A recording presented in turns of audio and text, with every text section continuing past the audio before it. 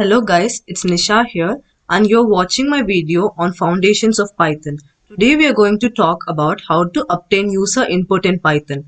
Python offers a range of built-in functions and there is input method in Python 3 to serve its purpose. But to provide some clarity on data types and difference between Python 2 and Python 3, let me brief you about raw input and input methods in Python 2.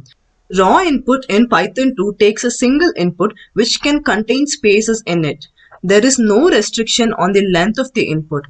There is a function to return the type of any variable which you provide as input. It is termed as type. So I print type P and it says str, which stands for string. Now I give a number or integer as an input and still the type remains str. So we are required to change the type explicitly.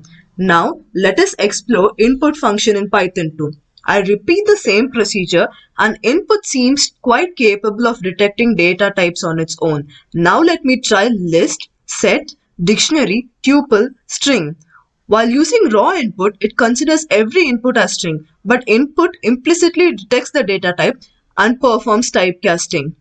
And for it to detect the input as string, we need to enclose it in double quotes. Raw input in Python 2 is converted as input in Python 3. So it cannot detect and perform typecast implicitly. And therefore, we are required to typecast it as per our requirements. Let me illustrate a few keywords to change the string to list, set, tuple, int, float.